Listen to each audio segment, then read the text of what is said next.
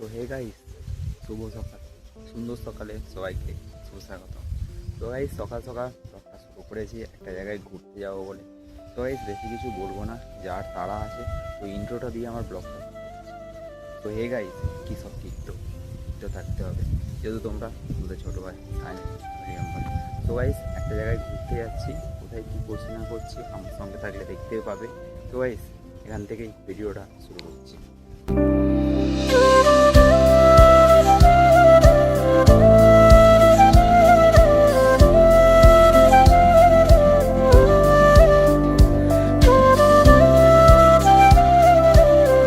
তো গাইস তারপর ওইখান থেকে গাড়ি ধরে আমরা বাগনান চলে এসেছিলাম।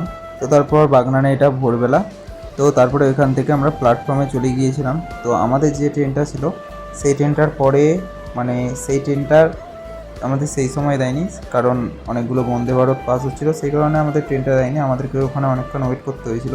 তো তারপর একটু এখানে দাঁড়িয়েছিলাম, তারপরে ওইখান থেকে আমরা আবার খড়গপুরে চলে আসি। তো খড়গপুরে এখানে আবার ওয়েট করছিলাম অন্য একটা ট্রেনের জন্য, ঠিক আছে, মানে সেই ট্রেনটা আমরা যাব কোথায়, দাঁতন।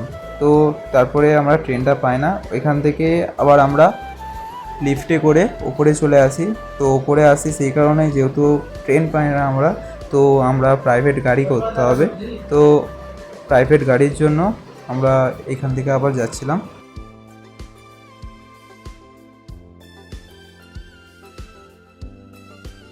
তো গাইস খড়গপুরের ফ্লাইওভারটা দেখো ভাই, সেই মানে প্রথমবার আসলাম তো মানে সেই লাগছে। তো ওপর থেকে তারপর এখানে দেখছিলাম মানে কীরকম ভিউ, আর এইখান থেকে আমরা নেমে যাচ্ছিলাম তো গাড়ি ধরার জন্য। তারপর একটু ফেসটা দেখে নিলাম যে সবটা ঠিকঠাক আছে কি না। তো এখান থেকে আমরা আবার গাড়ি খুঁজছিলাম।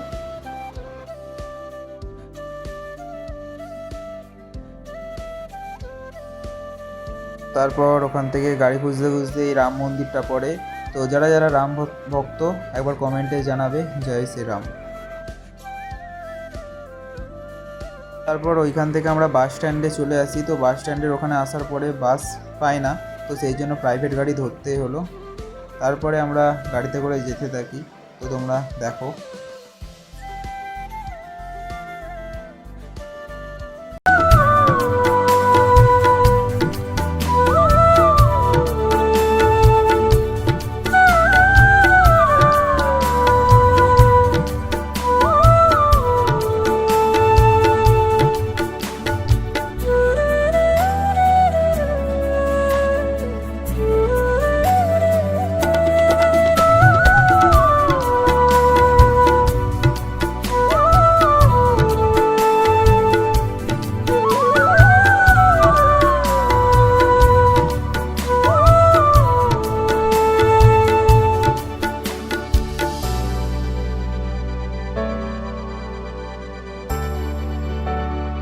তো গাইস তারপরে আমাদের যে প্রাইভেট গাড়িটা করেছিলাম ওই গাড়িটা আমাদেরকে ছেড়ে দিয়ে চলে যায়। তারপরে ওইখান থেকে আমরা আবার একটা অটো ধরি।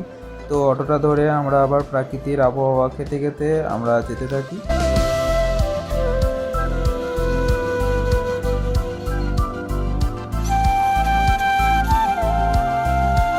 গাইস যেখানে আসার সেখানে নেমে পড়েছি, তো এখন যাচ্ছি সেই মাসিদের বাড়িতে।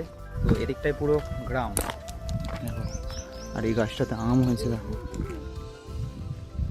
তো এখন সবাই যাচ্ছি হেঁটে হেঁটে, এই যে এখানে আমার ভাই রয়েছে, এখানে মাসি আর সামনে মা বোন। তো গাইস মাসিদের সেইখানে যাই, তো গিয়ে ডান তোমাদের সঙ্গে আবার কথা হচ্ছে। আর আমার সব কিছু দেখতে হলে কী করতে হবে, আমার সঙ্গে দেখতে হবে। গাইস এখনও সেই আগেকার যুগের ঘর দেখা যায়, এখানে একটা রয়েছে দেখো, এই যে। তো এইগুলো মেদিনীপুর অঞ্চলে দেখা যায়, ঠিক আছে। আর এইদিকের গাছে শুধু আম দেখো তোমরা, যে গাছ ভর্তি ভর্তি। আমার এখানেটা কী গাছ জানি না। আর এখানে পুকুরের জল তো পুরো সমুদ্রের জলের মতো, কিছু বলার নেই। আর শুধু গাছগুলোতে আম দেখো গাইস, আম। তো আরও অনেক কিছু দেখতে হলে কী করতে হবে, আমার সঙ্গে থাকতে হবে। এখানে এসে দেখলাম শুয়োর চাষ আছে, এই যে এখানে বড় শুয়োর শুয়ে আছে।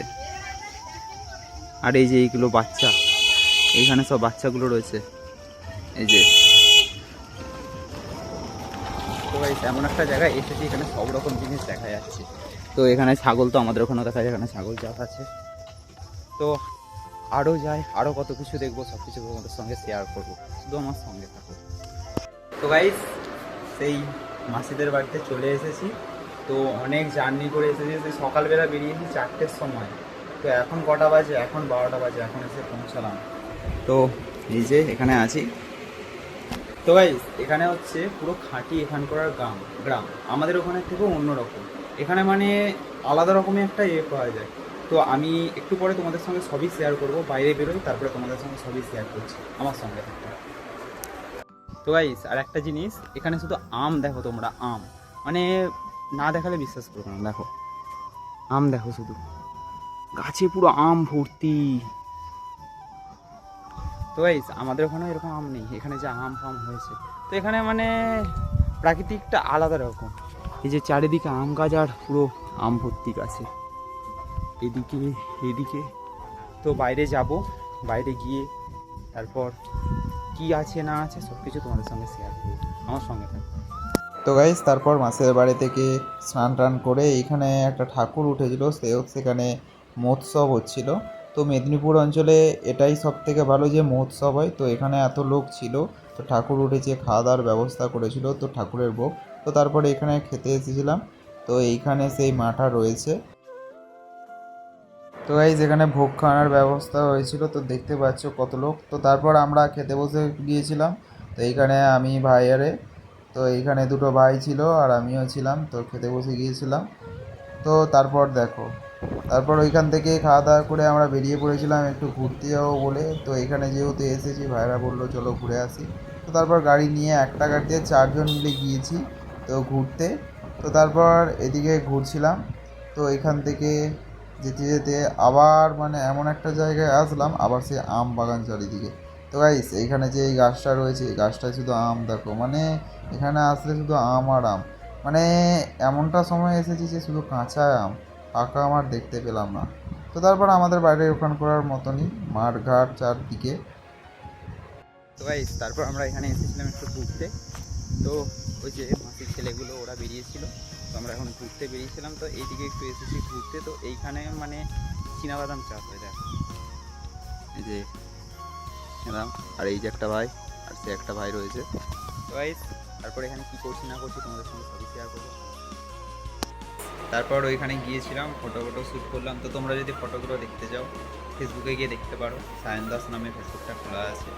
আর এখানে যদি কোনো ভিডিও এমনি ছোটোখাটো বানিয়ে থাকি সেগুলো তো ইনস্টাগ্রামে দেখতেই পাবে, সেখানেও সায়ন দাস নাম। তো এইখানে আমি আর একটা ভাই আছে। তো এইখানে আমরা এখন শুয়ে আছি। তো তারপর বিকালে আমরা যাব ওইদিকে একটু ঘুরতে। তো তারপর তখন ব্লগটা করব।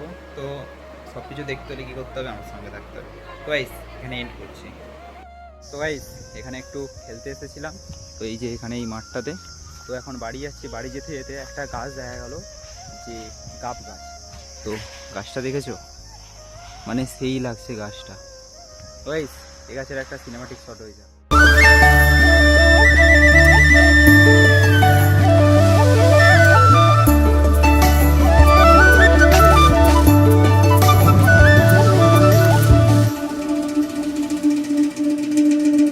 তো গাইস এখন একটু যাচ্ছি হচ্ছে বাজারের দিকে তো ঘুরতে।